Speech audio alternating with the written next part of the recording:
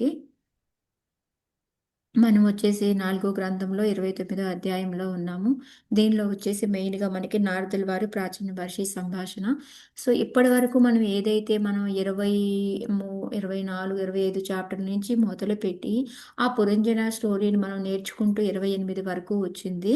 దాన్ని ఇప్పుడు సంక్షిప్తంగా అంటే ఏదంటే ఏంటి అనేది ఆయన ఏంటంటే అల్గారిథంలో ఇట్లా పురంజన అని, పురంజని అని, పురము అనేసి, కాలకన్య అని ఈ విధంగా చెప్పుకుంటూ వచ్చారు. బట్ ఏంటంటే మనకి ప్రభుపాదుల వారి దయ వలన మాతాజీ దయ వలన ఏమంటే వాళ్ళంతా విశదీకరించి మనకి ఆల్రెడీ చెప్పేసి ఉన్నారు కాబట్టి మనకి చాలా క్లియర్గా ఉంది. కానీ ఇప్పుడు ప్రాచీన బర్హీకి ఎలాగుందంటే అర్థమయ్యి అర్థం కథపరంగా అర్థమైంది. బట్ కానీ దానివల్ల ఏం సందేశం ఇవ్వాలనుకుంటున్నారు, నేనేం చేయాలి అనేది ఏమీ అర్థం కాలేదనమాట. అందుకని అది ఎవరో పెద్ద విద్వాంసులకి అర్థమవుతుంది. కొంచెం నాలాంటి ఏదంటే కామ్యకర్మ చేసుకునే వాళ్ళకి ఇది అర్థం కాదు, అర్థమయ్యేలాగా సంక్షిప్తంగా చెప్పు అని చెప్పేసి చెప్పారనమాట. సో ఈ చాప్టర్లో మనం చెప్పుకున్నాము 85 శ్లోకాలు ఉన్నాయనేసి. దీన్ని 8 పార్ట్లుగా విభజించుకుంటాము. 1 నుంచి 25 వరకు కూడా మనం ఇప్పటి వరకు 4 చాప్టర్లో ఏదైతే నేర్చుకున్నామో పరంజన స్టోరీ అంతా అందులో వచ్చే క్యారెక్టర్స్ అందులో ఎవరు ఏంటి అనేది మనకి ఎక్స్ప్లెయిన్ చేస్తారు. 26 నుంచి 33 వరకు కూడాను మనందరికీ ఈ భౌతికంగా రావడానికి వీటన్నిటికీ కూడా గల కారణం ఏంటి అనేది మనకి చెప్తారనమాట. నెక్స్ట్ 34 నుంచి 41 వరకు కూడా అన్నిటికన్నా అల్టిమేట్ ఏంటంటే భక్తి ద్వారానే ఈ మెటీరియల్లో మన భౌతిక ప్రపంచంలోకి రావడం అనేది ఆగిపోతుంది దాని వల్లనే అని చెప్పి చెప్తారనమాట. నెక్స్ట్ 42 నుంచి 55 వరకు కూడా ప్రాచీన బర్హీని ఇంకా నువ్వు ఈ ఏదైతే ఉందో మనకి యజ్ఞాలు చేయడం అనే దాన్ని ఈ రిలీజన్ మన దాన్ని ఆపివేయి ఇక్కడతోటి, ఎందుకు ఆపేయాలి అనేది కూడా నేను మనం చెప్పుకున్నాము. సో అదంతా ఎక్స్ప్లెయిన్ చేస్తారనమాట. 56 నుంచి 59 వరకు ఆయనకి నాకంతా అర్థమైంది, ఇప్పుడు చాలా క్లియర్గా ఉంది.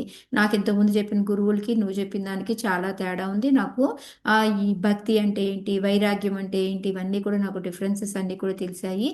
కాకపోతే నాకు ఒక సందేహం ఉంది. ఏంటి అంటే ఇప్పుడు ఈ స్థూల శరీరంతో నేను చేసిన దాన్ని వేరే సూక్ష్మ శరీరం వేరే దానిలోకి వెళ్తే అది అనుభవించడం ఎలా జరుగుతుంది, నాకు తెలియట్లేదు, దాన్ని ఎక్స్ప్లెయిన్ చేయవా అని చెప్పేసి అడిగారనమాట. దానికి ఆన్సర్గా ఆయన తర్వాత 60 నుంచి 79 శ్లోకాల వరకు కూడా ఆయన ఆన్సర్లు చెప్తారనమాట. చెప్పి తర్వాత 80 నుంచి 82 శ్లోకాల్లో ఆయన ప్యాక్ చేసేసుకొని నేను ఇంకెక్కడ ఉండను అని మంత్రికి అప్పచెప్పేసి మా కొడుకులు వచ్చాక వాళ్ళకి రాజ్యాన్ని అప్పచెప్పు అని ఆయన వెయిట్ చేయకుండా మళ్ళీ తపస్సు చేసుకోవడానికి అదే భగవంతుడికి పూజ అది ఏమంటారు భక్తిలోకి చేసుకోవడానికని వెళ్ళిపోతాడనమాట. ఆ తర్వాత మనకి 83 నుంచి 85 వరకు ఫలశ్రుతి అనమాట. మనకి హృదయం పవిత్రమవుతుంది, ఇంద్రియాలు పవిత్రమవుతాయి, మన ఆధ్యాత్మికంగా అయిపోతాము, ఈ సంసార బంధం నుంచి ముక్తి దొరుకుతుంది, ఇవన్నీ కూడా చెప్పుకున్నాము. సో అలాగ అయిన తర్వాత మనం నిన్న 5 శ్లోకాలు చెప్పుకున్నాం. సో 5 శ్లోకాల్లో మనకి ఫస్ట్ శ్లోక వచ్చేసి ఆయన నాకు అర్థం కాలేదు చెప్పు అనేసి చెప్పారనమాట. సో రెండో శ్లోకా నుంచి 25 శ్లోకాల వరకు కూడా మనకి ఈ 4 చాప్టర్లో అయిన దాన్ని అంతని కూడా సింప్లిఫై చేసి మనకి చెప్తూ ఉంటారనమాట. సో రెండో దాంట్లో ఏంటి అంటే మనకి ఫస్ట్ పురంజన అంటే ఎవరు అంటే జీవి అని చెప్పి చెప్తారనమాట రెండో శ్లోకాలు. మూడో దాంట్లో అవజ్ఞాత ఎవరు అంటే భగవంతుడు అని చెప్పి చెప్తాడనమాట. అది కొంతమందికి అర్థమవుతుంది, అందుకని ఆయన పేరు అవజ్ఞాత అని పెట్టాము అని చెప్పారు. నాలుగో శ్లోకాలు ఏంటంటే మనకి నవరంధ్రాలతో ఉన్న శరీరాన్ని, అంతేకాకుండా 2 కాళ్ళు 2 చేతులు ఉన్న దాన్ని కోరుకుంటాము, అందులో ఉండే మనం ఎంజాయ్ చేస్తాం కాబట్టి దానికోసమని మనం ఇలాంటి శరీరాన్ని కోరుకుంటాము అని చెప్పి చెప్పారనమాట. అంటే మనకి ఈ దేహం అనేది 2 కాళ్ళు 2 చేతులు నవద్వారాలతో ఉంటుంది ఈ పురము అనేది చెప్పారనమాట. నెక్స్ట్ పురంజని ఎవరు అంటే 5వ శ్లోకాలో మనకి ఇంటెలిజెన్స్ బుద్ధి అనమాట, అది చెప్పారు. సో ఆ బుద్ధి ఏంటంటే ఆధ్యాత్మికంగా ఉన్నప్పుడు ఒకలా ఉంటుంది, లౌకికంగా ఉన్నప్పుడు ఒకలాగుంటుంది అనేది. అది ఎప్పుడు కూడా ఏం చేస్తుంది, ఎంట్రాప్ చేస్తుందంట మన ఇంద్రియాలని, ఆ మనస్సుని, వీటన్నిటినీ కూడాను అంటే బంధించేసి తనకి కావలసినట్టు పనులు చేయించుకుంటూ ఉంటుంది అనమాట బుద్ధి. సో అది చెప్పారు. సో ఇప్పుడు 6వ శ్లోకం నుంచి మనం చూద్దాము ఎవరెవరు ఏంటి అనేది. ఓకే. సో ఇవాళ నేను కొంచెం ఫాస్ట్గా వెళ్తాను మాతాజీ, ఎందుకంటే మీకు మాతాజీ ఆల్మోస్ట్ 25th చాప్టర్లో ఏం చెప్పిందో అవే 17 శ్లోకాల వరకు వచ్చేదన్నమాట. 25th చాప్టర్లో ఉన్నవే వస్తాయి. ఇంకా ఇవన్నీ కూడా ఆల్రెడీ మీకు తెలిసినవి. ఇప్పుడు నేను అడిగానంటే మీరు టకటక కూడా చెప్పేస్తారు. బట్ ఒక్కసారి మనం చదివేసుకొని మొత్తం కలిపి ఒకేసారి ఎక్స్ప్లెయిన్ చేసుకుందాం, ఓకేనా? సఖాయ ఇంద్రియ గణ జ్ఞానం కర్మ చ యత్కృతం సఖ్యస్తద్రుత్తయ ప్రాణః పంచవృత్తిర్యథోరగః. మాతాజీ చదవనా? చదవండి మాతాజీ. ఇందిరా మాతాజీ వచ్చారా? హరే కృష్ణ మాతాజీ, యా, ప్రణామాలు ఇందిరా మాతాజీ. మాతాజీ మీరు చదవండి, తర్వాత నాగమణి మాతాజీ మీరు చదువుతారు, ఓకే? హరే కృష్ణ మాతాజీ. ఓకే మాతాజీ. సఖాయ ఇంద్రియ గణ జ్ఞానం కర్మ చ యత్కృతం సఖ్యస్తదృత్తయ ప్రాణః పంచవృత్తిర్యథోరగః.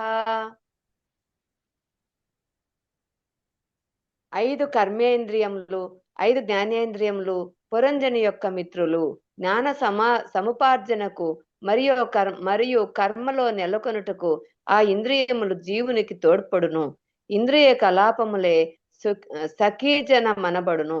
5 శిరములు కలదిగా వర్ణింపబడిన సర్పము పంచవృత్తులను కలిగిన ప్రాణవాయువు. హరే కృష్ణ. సో ఇక్కడ మనకి ఏం చెప్తున్నారు? మేల్ ఫ్రెండ్స్ అంటే మగ ఫ్రెండ్స్. మీ అందరికీ గుర్తుందా మాతాజీ చెప్పినప్పుడు ఆ లేడీ ఏదైతే ఉందో బుద్ధి, ఆమెకి పరిచారికలు పక్క ఎంతమంది మగవాళ్ళు 10 మంది 11 మంది సేవలు చేస్తూ ఉన్నారు అని చెప్పారు కదా. మళ్ళీ 5 సర్పంది కాపలా కాస్తూ ఉంది అని చెప్పారు. సేమ్ అదే అనమాట ఇక్కడ ఆయన చెప్తున్నారు. ఎవరు ఆ 11 మంది ఫ్రెండ్స్ అంటే ఇప్పుడు 10 చెప్పారు ఇక్కడ మనకి. 5 కర్మేంద్రియాలు, 5 జ్ఞానేంద్రియాలు, ఇదంతా ఆల్రెడీ మీరు ముందే తెలుసుకున్నారు. ఎందుకు ఈ 5 కర్మేంద్రియాలు, 5 జ్ఞానేంద్రియాలు మిత్రులు అని చెప్తున్నారు పురంజన్కి? మిత్రులు అంటే ఎప్పుడు మనకి ఏం అర్థం వస్తుంది? మనకి హెల్ప్ చేస్తారు. మనకి హెల్ప్ చేస్తారు. యా, ఇప్పుడు వీటి ద్వారానే కదా మనం అనుభవిస్తాము. 5 కర్మేంద్రియాలు, 5 జ్ఞానేంద్రియాలు. కర్మేంద్రియాలు అంటే ఏంటి చెప్పండి? చేతులు, కాళ్ళు. జ్ఞానేంద్రియాలంటే వినడం, చేతులు, కాళ్ళు, ఇంకా చెప్పండి, 2 చెప్పారు 5లో. కన్ను, ముక్కు, చెవి మాతాజీ. అవి జ్ఞానేంద్రియాలు మాతాజీ, అవి జ్ఞానేంద్రియాలు. కర్మేంద్రియాలు అడుగుతున్నారు. నాలుక, ఇంకోటి గుదస్థానం, జనేంద్రియాలు మాతాజీ, 5 ఇంద్రియాలు. ఈ 5 అన్నమాట. సో ఈ 5 ఏంటి అంటే జ్ఞానేంద్రియాలతోటి ఇన్ఫర్మేషన్ ని సేకరించి, అంటే ఇప్పుడు చెవులు ఏంటి వింటాయి. ఓకే, ఇప్పుడు నేను గులాబ్ జామున్ తీసుకెళ్ళి ఫ్రిడ్జ్లో పెట్టాను అనే పదము మనం విన్నాం. ఓ, నేను గులాబ్ జామ్ తినాలి అంటే మా అమ్మ ఫ్రిడ్జ్లో పెట్టింది. అది ఆల్రెడీ నా చెవుల ద్వారా మనసులోకి వెళ్ళిపోయింది మా అమ్మాయికి. సో మా అమ్మాయి ఏం చేస్తుంది? తన చేతులతోటి, కాళ్ళతో అక్కడ నడవడం, చేతులతో దాన్ని తీసుకొచ్చుకోవడం, నోటితో తినడం. సో ఇక్కడ ఏంటంటే జ్ఞానేంద్రియాలు ఏం చేస్తాయి అంటే మనకి జ్ఞాన సముపార్జనకు అనమాట, మనం సేకరించడానికి ఇన్ఫర్మేషన్, ప్రపంచంలో ఉన్న వాటిలన్నీ సేకరించుకోవడానికి ఉపయోగపడతాయి అనమాట. కర్మేంద్రియాలు ఏం చేస్తాయి అంటే ఆ సేకరణ అంతా గుర్తుపెట్టుకొని మనకి కావలసిన కోరికలు తీర్చుకోవడానికి అవి పనులు చేస్తూ ఉంటాయి అన్నమాట. నోరు తినడానికి, మాట్లాడడానికి. సో అలాగే కాళ్ళు చేతులు వెళ్ళడం, తీసుకురావడం, చెయ్యడము. ఈ విధంగా ఏంటంటే మనకి ఎంజాయ్మెంట్ చేయాలి అనుకున్నప్పుడు జన్నేంద్రియము, మనకి తినిది అరిగింది మళ్ళీ వెళ్ళిపోవడానికి వెనకాలన్న గుదం. సో ఈ విధంగా ఏంటంటే అన్నీ కూడాను మనకి కర్మేంద్రియాలు, జ్ఞానేంద్రియాలు. ఒకటేమో జ్ఞాన సముపార్జనకైతే జ్ఞానేంద్రియాలు అనేది, కర్మేంద్రియాలు వచ్చేసి మనం కర్మ చేయడానికి ఉపయోగపడతాయి అన్నమాట. ఆ విధంగా మనకి అందుకని అవి ఫ్రెండ్స్ అన్నారు. అందులో కూడా మేల్ ఫ్రెండ్స్ అని చెప్పారనమాట. నాకు ఒకసారి ఎప్పుడో ఒక లెక్చర్లో విన్నాను, ఎందుకు పురుష పురుష పురుష అని అంటారు అంటే, ఎందుకంటే ఎంజాయ్ చేసేవాళ్ళు. ఎందుకంటే ఒక స్త్రీ రెడీ అయ్యి వస్తే ఎంజాయ్ చేయాలి అనే కోరిక వస్తుంది కాబట్టి వాళ్ళకి, అందుకని వాళ్ళని పురుష. యాక్చువల్ పురుష అయితే భగవంతుడే, కానీ ఏదైనా చూసి ఎంజాయ్ చేయాలి అని అనుకుంటున్నాడు కాబట్టి పురుషుడిలాగా ఆయన ఎంజాయ్ చేస్తున్నాడు అని పురుష అని వస్తుంది అని చెప్పేసి ఒక రాధేశ్యామ్ లెక్చర్ అనుకుంటే ఎక్కడో విన్నాను, నాకు గుర్తులేదు ఎవరితో మరి. సో ఇప్పుడు లాంగ్ బ్యాక్. సో అందుకని, అంతేకాని యాక్చువల్ పురుష అయితే వాళ్ళు కాదు, భగవంతుడు, కానీ వీళ్ళని పురుష అంటారు అని చెప్తున్నారు అనమాట. నెక్స్ట్ ఏంటంటే ఈ 5 శిరములు. శిరములు అంటే మనకి ఆ పాములాగా మనం చెప్పుకున్నాం కదా, కాపలా కాస్తుంది అనేసి. అది ఎవరు అంటే మన పంచవాయువులు అన్నమాట. సో అది ప్రాణవాయువు. అది మనకి సుభాషిణి మాతాజీ చాలా బాగా చెప్పగలుగుతుంది. ఈ 5 రకాల వాయువులు ఏవైతే ఉన్నాయో అవి మనకి కొన్ని కిందకి, కొన్ని పైకి, కొన్ని సమంగా బాడీ అంతా కూడా రొటేట్ అవ్వడము. ఈ విధంగా ఏంటి అంటే మనం అన్ని అవయవాలు ప్రాపర్గా పని చేయడానికి, ఫంక్షన్ ప్రాపర్గా జరగడానికి ఉపయోగపడతాయి. అందులో ఏది కొంచెం తేడా వచ్చినా పెరాలసిస్గా రావడము, ఇండైజెషన్ ప్రాబ్లం రావడము, సంథింగ్ ఏదో ఒక ప్రాబ్లమ్స్ వస్తూ ఉంటాయి. సో సుభాషిణి మాతాజీ ఏమన్నా చెప్పాలనుకుంటున్నారా ఈ 5 వాయువుల గురించి? మాతాజీ, అది ప్రాణవాయువు అంటే మన శ్వాసాన్ని తీసుకునేది ఏదైతుందో అది ప్రాణం. ఉదాహరణ అంటే మనం చేసే ఉదాహరణమై ఉన్నాయి కదా 5. 5 ఈ 5 కూడా మనకి ఒకటేమో మనం ప్రాణాన్ని ఎనర్జీని ఇచ్చే మాతాజీ. ఒక్కొక్క వాయువు ఒక్కొక్క దానికి ఎనర్జీ ఇస్తుంది. మిగిలినేమో సమానం అంటే ఏంటంటే తిన్నదాన్ని అబ్జార్ప్షన్ చేసే దానికి ఉపయోగపడుతుంది. ఇంకోటేమో వ్యానం అంటేనేమో కంప్లీట్ నర్వ్ సంబంధించింది, న్యూరలాజికల్ సంబంధించింది మాతాజీ. దాని సెన్సేషన్ తీసుకుంటుంది. మీరు ఇంకా డీప్గా అంటే అది చాలా ఎక్కువగా ఉంటుంది, కానీ ఇవి 5 మనకి ఏం చేస్తుంది అనేది మాత్రం అంతే మాతాజీ. అపాన వాయువు అంటే గుదస్థానం నుంచి ఏదైతే వాయువు వెళ్ళిపోతూ ఉంటుందో దాన్ని అపాన వాయువు అంటాం. ఒకటి ప్రాణం అంటే శ్వాస తీసుకున్నది, రెండోదేమో అంటే లంగ్స్ నింపి మనకి ఎనర్జీని ఇచ్చేది, సెకండ్ ఏమో ఉదానం అంటేనేమో డైజెషన్లో ఉపయోగపడుతుంది. అపానం అంటే తిన్నదాన్ని బయటికి ఏమైనా గ్యాస్ రూపంలో వెళ్ళిపోతుంది కదా, ఎక్స్ట్రా మలినాలు, అది అపాన వాయువు. వ్యానం అంటేమో తిన్నది బాగా అబ్జార్బ్ అయ్యి ఒక్కొక్క సెల్ లోపలికి వెళ్ళడానికి ఉపయోగపడుతుంది. లాస్ట్ది వ్యానం అంటేనే నర్వ్ సంబంధించింది, అంటే ఇంపల్సెస్ తీసుకుంటుంది మాతాజీ. అది వీటి పనులు 5. హరే కృష్ణ. థ్యాంక్ యూ మాతాజీ. సమానం అంటే అబ్జార్ప్షన్ మాతాజీ. అంటే మనం తినదాన్ని డైజెస్ట్ అయిపోయిన తర్వాత తీసుకొని పోయేది ఉంటుంది చూడండి మాత, అదే. ఉదాహరణమేమో డైజెస్ట్ చేస్తుంది, అయిపోయిన తర్వాత అబ్జర్వ్ చేసుకోవాలి కదా మాతాజీ. న్యూట్రిషన్స్ అన్ని అబ్జర్వ్ అయ్యి సమానంగా పనిచేస్తుంది అన్ని సెల్స్కి. నెక్స్ట్ ఏంటంటే ఇప్పుడు ఆయనకి 11ది మైండ్ అనుకోండి, వాళ్ళు మేల్ ఫ్రెండ్స్ అన్నమాట, అంటే మగవాళ్ళు. అదే ఆడవ ఫ్రెండ్స్ ఏంటంటే 5 వచ్చేసి రూపము, రుచి, మన ఇంద్రియార్థాలు ఏవైతే ఉంటాయో అవన్నమాట. రూపము, రుచి, శబ్దము, గంధము, స్పర్శ, ఇవి. సో ఇవేంటి అంటే వీటితో అంటే వాటిని చూస్తూ ఇవన్నీ ఎంజాయ్ చేస్తూ ఉంటాయి అన్నమాట. సో ఆ విధంగా ఇంద్రియాలన్నీ తృప్తి పడుతూ ఉంటాయి అన్నమాట. ఇప్పుడు ఏదైనా ఉందనుకోండి, దాన్ని తీసుకొని తిని ఆ టేస్ట్ తోటి, ఆ రుచితోటి తృప్తి పడతాం అన్నమాట మనం. సో ఆ విధంగా ప్రతిదీ ఏదైనా కానీ మనకి ఈ రూప, రుచి, శబ్దము, గంధము, స్పర్శ ఇవన్నీ ఉన్నాయి కదా. సో ఇవన్నీ కూడా ఈ విధంగా తృప్తి పడుతూ ఉంటాయి అని మనకి ఇవంతా కూడా మీకు 25th చాప్టర్లో వచ్చినాయే. మీకు ఇవన్నీ మాతాజీ 43 నుంచి 55 శ్లోకాల్లో ఏవైతే ఎక్స్ప్లెయిన్ చేసిందో అవన్నీ కూడా ఇప్పుడు వస్తున్నాయి అన్నమాట మనకి. ఓకే, ఇప్పుడు వీటికి ఏం కావాలి మాతాజీ? ఇప్పుడు జ్ఞానేంద్రియాలు, కర్మేంద్రియాలు ఇవన్నీ ఉన్నాయి అనుకోండి, వీటికి మెయిన్గా ఏం కావాలి? మనస్సు మాతాజీ. మనస్సు ఒకటేనా? స్థూల శరీరం, సూక్ష్మ శరీరం వద్దా? కావాలి మాతాజీ. అవి రెండు ఉంటేనే కదా ఇవన్నీ కూడా ఎంజాయ్ చేయగలుగుతాయి, లేకపోతే ఏం అంటే చేయగలుగుతాయి? ఆల్రెడీ శరీరం ఉందనుకున్నాం మాతాజీ, అది ఉండబట్టే ఉన్నాయి కదా అనుకుంటున్నాం. ఇక్కడ ప్రభుపాదుల వారు నేను మీకు ఎక్స్ప్లెయిన్ చేయలేదు, ఏముందిలే అనేసి ఇక్కడ రాస్తారు చూడండి. ఫస్ట్ స్టార్టింగ్ లో రాస్తారు, భౌతిక జగత్తును భోగించవలని తన కోరిక కారణంనే జీవుడు స్థూల సూక్ష్మ దేహమును ధరించి ఉన్నాడు.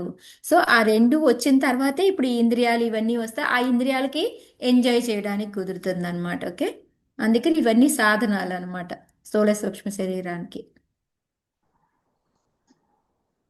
బృహద్ బలం మనోవిద్యాత్ ఉభయేంద్రియ నాయకం పంచాల పంచ విషయ యన్మధ్యే నవకం పురం. సో 6 శ్లోకాలు మనకి 10 మంది ఏదైతే మేల్ అంటే మన మగ స్నేహితులు ఉన్నారో వాళ్ళ గురించి చెప్పారు. 5 తల్ల సర్పం ఏదైతే ఉందో అది ప్రాణవాయువు అని చెప్పారు. ఇప్పుడు ఈ శ్లోకాలు ఏం చెప్తున్నారో చూద్దాం మనం. నాగమణి మాతాజీ చదవండి. హరే కృష్ణ మాతాజీ. హరే కృష్ణ ప్రణామం.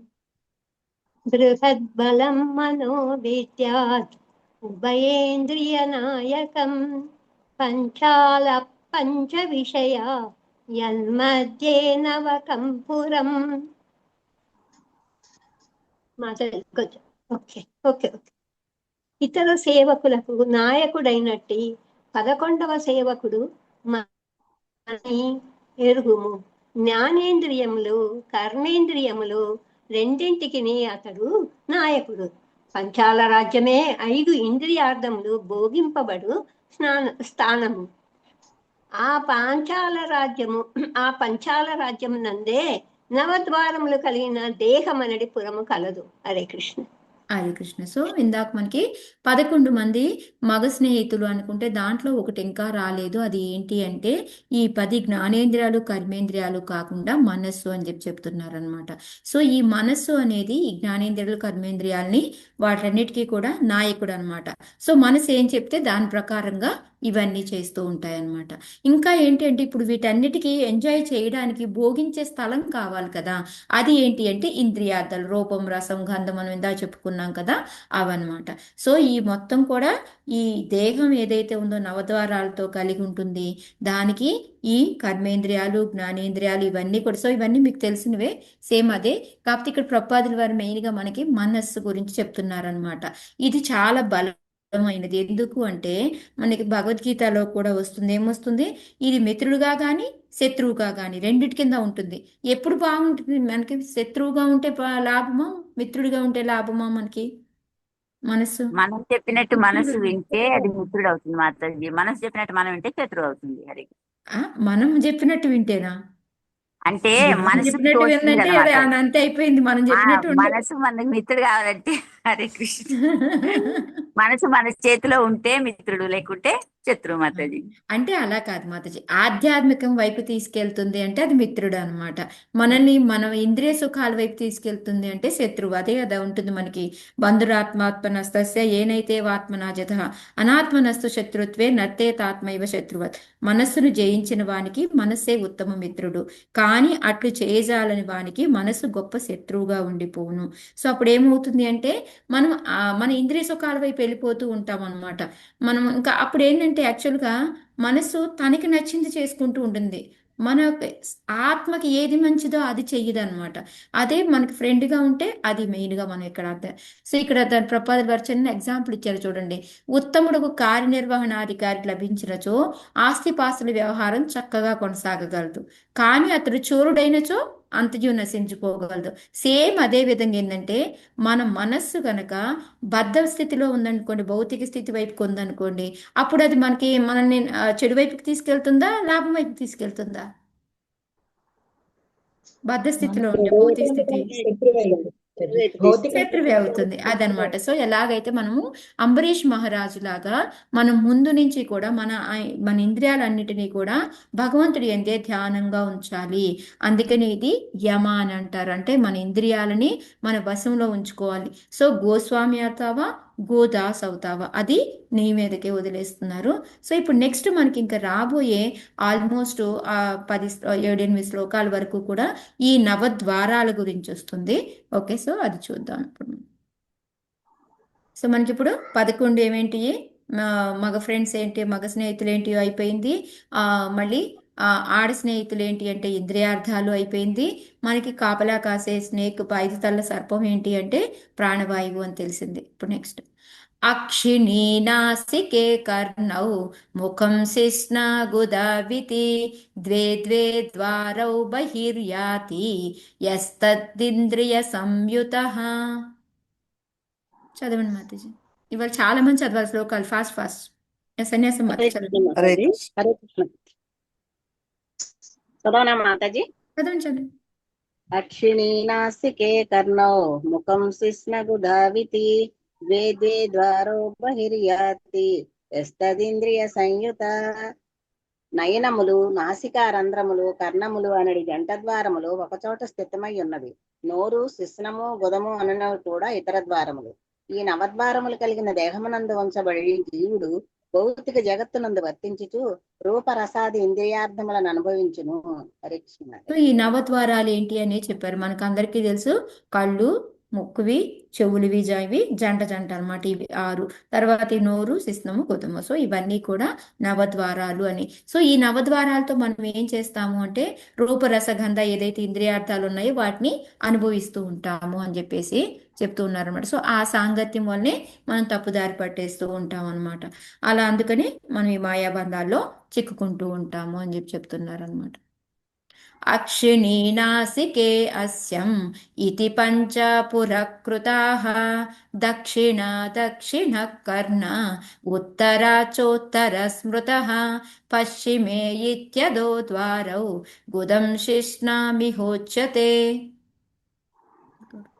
యా, చదవండి హరే మాతాజీ. కృష్ణ మాతాజీ. కృష్ణుడి మాత చదవండి. చదవండి కృష్ణుడి మాతాజీ ప్లీజ్. హరే కృష్ణ. ఒక్క నిమిషం.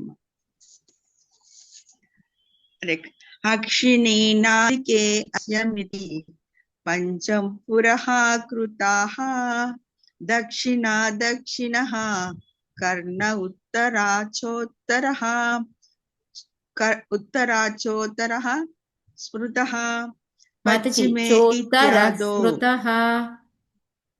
ఎప్పుడైనా మధ్యలో వస్తే మీరు చోత్తర హాఫ్ ఫుల్ గా చదవక్కర్లేదు. చోత్తర స్మృత. లాస్ట్ వచ్చినప్పుడే మీరు హాఫ్ ఫుల్ గా చదవాలి. ఓకే, డాట్స్ కి. చోత్తరః స్మృతః పశ్చిమే ఇత్యాదో ద్వారౌ గుదం శిష్ణమహోచ్యతే. హరే కృష్ణ.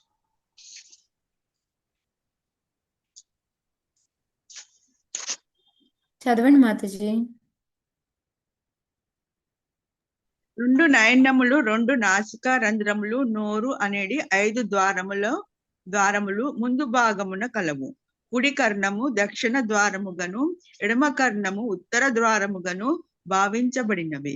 పశ్చిమమున గల 2 ద్వారములే గుదము శిష్ణమని తెలియబడుచున్నవి. హరే కృష్ణ మాతాజీ. హరే కృష్ణ. ఇవన్నీ మీకు గుర్తొచ్చాయి మాతాజీ. వాటి పేర్లు కూడా వచ్చాయి. ఇంతకుముందు ఏంటంటే ఇవి ద్వారాలు, చెవులు ఇవి అని తెలియకుండా మనకి వాటి పేర్లతో చెప్పాడు ఆయన.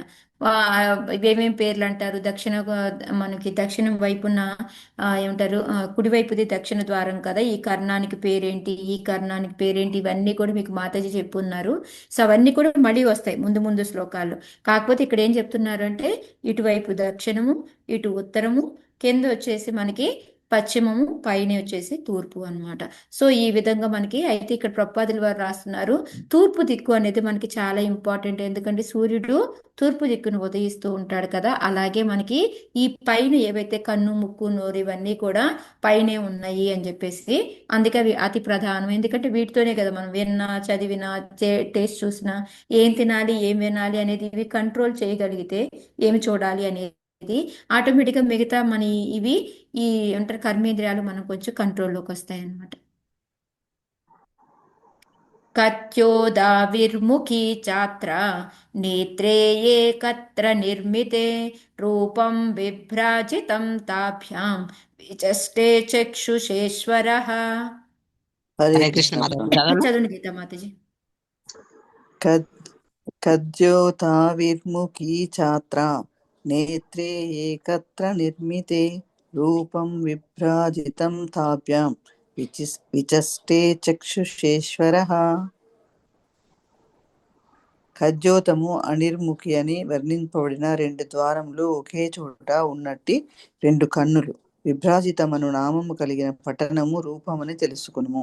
ఈ ప్రకారము 2 కన్నులు నానావిధ రూపములను దర్శించుటలో సదా నియుక్తమై ఉండును. హరే కృష్ణ. వీటి పేర్లు అనమాట మనకి. ఈ 2 ద్వారాలు ఇవి అయితే కళ్ళు అయితే, ఒకటి కద్యోతము, ఒకటి అవిర్ముఖి అన్నమాట, పేర్లు అనమాట. సో ఇవి ఏంటంటే ఇవి ఎట్లా ఎంజాయ్ చేస్తాయి, దేన్ని, ఒక రూపాన్ని కదా ఎంజాయ్ చేస్తాయి. దానికి విభ్రాజిత అని పేరు అనమాట. సో అంతే, మనకి 2 కళ్ళు అనేవి రూపాన్ని చూసి ఎంజాయ్ చేస్తూ ఉంటాయి. ఇది బాగుంది, ఇది బాగాలేదు, ఇట్లాగా కాంతిగా ఉంది, కాంతిగా లేదు, ఈ విధంగా అనమాట.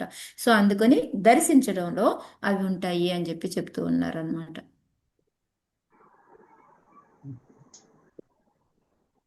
నలినీ నాలినీ నాసే గంధ సౌరభ ఉచ్యతే ఘ్రాణో వధూతో ముఖ్యాస్యం విపణో వాగ్ర సవిద్రసః.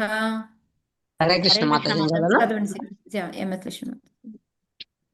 నళినీ నాళినీ నాస్తే గంధ సౌరభ ఉచ్యతే ఘ్రాణో వధూతే ముఖ్యాస్యం విపణో వాగ్రస విద్రసః. నళిని నాళిని అను ద్వారములు నాసికా రంధ్రములని తెలుసుకొనుము. సౌరభం అనే నగరము గంధమును సూచించును. ఇక అవధూత అని తెలుపబడిన మిత్రుడు గ్రాణేంద్రియము, ముఖ్యమని పిలువబడిన ద్వారము నోరు, విపన్నుడే వాగింద్రియము, రసజ్ఞుడు రసనేంద్రియం. థ్యాంక్ యూ మాతాజీ. హరే కృష్ణ. హరే కృష్ణ. సో మనకి ఇదంతా కూడా మాతాజీ చెప్పున్నారు మీకు. నళిని నాడిని ఈ ఏవైతే నాసికా రంధ్రాలు ఉన్నాయో ఇవి ఏంటి, మనకి గంధాన్ని చూస్తాయి, స్మెల్ కదా చూస్తాయి. సో అందుకని సౌరభం అనే నగరాన్ని దానిలో ఉండి ఇవి ఎంజాయ్ చేస్తూ ఉంటాయి అన్నమాట. ఇంకా కాకుండా ఒకటి అవధూత ఏది అంటే ఘ్రాణేంద్రియం. ఘ్రాణేంద్రియం అంటే ఏంటి మాతాజీ? వాసన చూస్తాం మాతాజీ. నోరు వాసన పట్టుకోవడం, అక్కడ ఏ వాసన ఏంటి అని. యా, అదే ముఖ్య అని కూడా కాదు, నోరు మాతాజీ. ఇది యాక్చువల్గా అదేంటంటే ముఖ్య అనేది ఏంటంటే గ్రాణేంద్రియం, మీరు ముఖ్య మాతాజీ మీరు చెప్పేది. కాబట్టి వాటికి రంధ్రాలకు పేర్లు, దానికి సౌరభం అంటే గంధం అనే దానికి ఉండి వాళ్ళు ఎంజాయ్ చేస్తూ ఉంటారు అనమాట. ఇక్కడ ముఖ్య అంటే ఏంటంటే నోరు అనమాట. దాంతో ఏం చేస్తాం మనం నోరుతోటి? తింటాం టేస్ట్ చూస్తాం. మాట్లాడతాం ఓన్లీ తింటమేనా? మాట్లాడతాం అనమాట. సో అది. సో ఇక్కడ వాగింద్రియం అందుకే అంటే ప్రభుపాదులు వాక్కే గారు కదా. చెప్తున్నారు అవధూత అని ఎందుకన్నారు అంటే తినడం కాదేమో. పరమ స్వతంత్రులు అనమాట. అందుకని ఇక్కడ ప్రభుపాదుల వారు మనకి ఏం చెప్తున్నారు అంటే మనం ఏంటంటే ఆ స్వతంత్రంతో మనం దేనికి నియమ నిబంధనలు కొంటాం. మనకి ఏ తినాలనిపిస్తే, ఏ తాగాలనిపిస్తే, ఏది మాట్లాడాలనిపిస్తే అవన్నీ చేస్తూ ఉంటాం అనమాట. అది ఇక్కడ ప్రభుపాదుల వారు చెప్తున్నారు. కాకపోతే మనం ఏంటంటే ఈ మనసు అనేది మనం ఎలా కంట్రోల్లో పెట్టుకుంటాము అంటే యాక్చువల్గా ఒక అర్జునుడు చెప్తాడు కదా, మనస్సును కంట్రోల్ చేయడం చాలా కష్టము. ఎలా అయితే వాయువునైనా కూడా కంట్రోల్ చేయొచ్చేమో కానీ దీనికి కష్టం కాదు అంటారు. కానీ దానికి ఆన్సర్ ఏం చెప్తారు కృష్ణుడు? అభ్యాసం వల్ల సాధ్యమవుతుంది అంటే అభ్యాసం వలన సాధ్యమవుతుంది. సో మనం ఎవరి చేత మనము ఈ ఘ్రాణేంద్రియాలను కానీ వీటిని కూడా మనము కంట్రోల్ చెయ్యొచ్చా అంటే చెయ్యొచ్చు, అభ్యాసం చేత అనేది మెయిన్గా మనం ఇక్కడ తెలుసుకుంటాం అనమాట. అపనో వ్యవహోరోత్ర చిత్రమంధో బహూదనం పితృః దక్షిణ కర్ణ ఉత్తరో దేవహు స్మృతః. హరే కృష్ణ జై శ్రీమన్ చదవండి. అపనో వ్యవహారోత్ర చిత్రమందో బహుధనం పితృపుర్దక్షిణ కర్ణ ఉత్తరో దేవహు స్మృతః. ఇందాక కళ్ళు అయిపోయినాయి మనకి. నెక్స్ట్ వచ్చేసి ముక్కు ఆపణ అయిపోయింది. అని ఇప్పుడు పిలువబడిన నగరము భాషణమునందు నాలుక నియుక్త మగుటను సూచించును. బహుధనమనగా నానా విధములకు ఆహార పదార్థములు. కుడి చెవి పితృహు ద్వారమని పిలువబడగా ఎడమ చెవి దేవహు ద్వారమని చెప్పబడినది. హరే కృష్ణ. సో మనకి ఇందాక నోరే కాకుండా దాంట్లో ఉన్న అపణ అంటే ఏంటి అంటే మనకి ఈ నాలుగు దాన్ని కూడా సూచిస్తూ ఉందన్నమాట. నెక్స్ట్ ఇప్పుడు ఏంటంటే మనకి ఇంతే కాకుండా ఈ కుడి చెవి ఎడమ చెవి వీటి పేర్లు కూడా ఉన్నాయి. మీకు గుర్తుందో లేదో కానీ ఎవరికైనా గుర్తుందా కుడి చెవి ఎడమ చెవి పేర్లు? ఎనియో వస్తుందిలే మళ్ళీ. ఇందులో రాశారు కదా మాతాజీ, పితృహో ద్వారం కుడి చెవి, ఎడమ చెవి దేవహో ద్వారం అని. ఎస్ మాతాజీ. అదే మీకు గుర్తుందేమో అని అడిగాను, అందుకే ఇందులోనే వచ్చింది మళ్ళీ. ఓకే, అందుకే ఇది ఎటువైపుది మంచిది మాతాజీ? మీకు ఆ రోజు మాతాజీ కూడా చెప్పారు. కుడి వైపుది మాతాజీ. కుడి చెవి అంటే ఎడం చెవి కదా, ఎడం చెవి ఉత్తర ద్వారానికి వెళ్తుంది కాబట్టి అది వినటానికి మంచిది, మంచి వింటాము. మీకు ఎప్పుడైనా ఇవి అయినప్పుడు చెవిలో మంత్రం చెప్తారు కదా, ఏ చెవిలో చెప్తారు మాతాజీ? కుడి చెవి దేవహూ ద్వారం అనేది కుడి చెవి, ఇది ఎడమ చెవి అని రాస్తుంది చూడండి. ఎడమ చెవి దేవహూ ద్వారం అని చెప్పబడింది. కుడి చెవి కర్మకాండకి, ఎడమ చెవి ఆ రోజు అలాగే వచ్చింది కదా మాతాజీ. కుడి చెవికే చెప్తారు మాతాజీ. మరి కుడి చెవి కర్మకాండకు అంటున్నారు కదా మీరు? అవును. నాకు గుర్తున్నంత వరకు మాతాజీ ఎడం చెవితో మనం మంచి విషయాలు అంటే దేవభక్తి సంబంధించి వినటం అనేది విన్నాను. లేదు మిగిలిన Mataji, right year for the కర్మకాండ ఎలివేట్ టు పితృలోక. పితృలోక లెఫ్ట్ అంటే ఇయర్ ఫర్ ద అక్కడ జ్ఞానకాండ హయ్యర్ ప్లానెట్స్ అబౌవ్ ద స్వర్గ. భగవంతుడికి సంబంధించినట్లు విన్నాను. ఎనీహో రెండు, ఇదేమో పితృలోకాలకు తీసుకెళ్తుంది, దీంట్లో వింటేనేమో మనకి స్వర్గలోకాలకి తీసుకెళ్తుంది మాతాజీ. మనకి ఇంకా కింద వస్తుంది, డోంట్ వరీ మీరు. ప్రవృత్తం చ నివృత్తం చ ఇందులో వస్తుంది మాతాజీ మీకు. శాస్త్రం పంచాల సంహితం పితృయానం దేవయానం శ్రోత్రాశ్రుత ధరాదృజేత్. హరే కృష్ణ మాతాజీ. రాధమాత చదవండి. ప్రవృతం చ నివృతం చ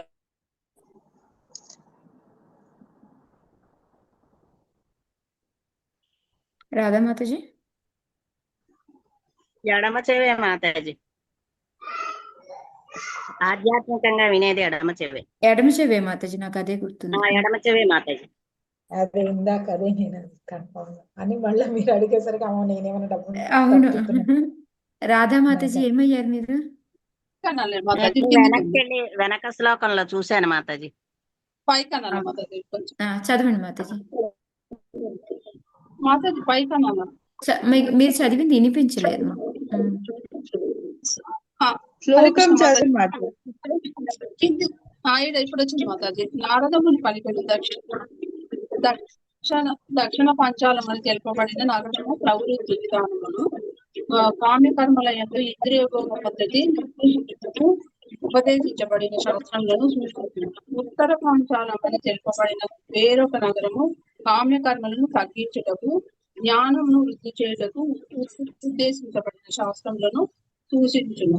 ఈ ప్రకారం జీవుడు రెండు కర్ణముల ద్వారా వివిధ రకముల జ్ఞానమును గ్రహించుచుండును. దానిచే కొందరు జీవులు పితృలోకమునకు వెడలుచుండగా మరికొందరు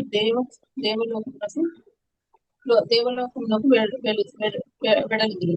ఇది అంతయు రెండు కర్ణముల చైతన్యం సాధ్యపడుచున్నది. హరే కృష్ణ మాతాజీ. హరే కృష్ణ, థ్యాంక్ యూ మాతాజీ. సో ఇక్కడ మీకు క్లియర్ అయిపోయింది కదా, మనకి దక్షిణ అనేది కుడి వైపుది అనమాట. సో ఈ కుడి చెవి, సో ఈ కుడి చెవిని మనం ఎక్కువగా కామ్య కర్మలకి, ఇంద్రియ భోగ ఆనందానికి, దీనికోసమే మనం ఉపయోగించుకుంటాము. అందుకే దీన్ని ఏమన్నారు? ప్రవృత్తి నివృత్తి గుర్తున్నాయా? ఎవరు ఫస్ట్ పర్సన్? నాకు ఎప్పుడు గుర్తొస్తారు, ఇది అంటేనే చాలు. హరే కృష్ణ. జై శ్రీ మాతాజీ. గుర్తొచ్చిందా ప్రవృత్తి నివృత్తి? ఇంకా డౌట్లు ఉన్నాయా? నేను ప్రవృత్తి అవగానే నన్నే గుర్తు చేసుకుంటారు. అదే గుర్తు చేసుకుంటాను నేను ఎప్పుడు కూడాను.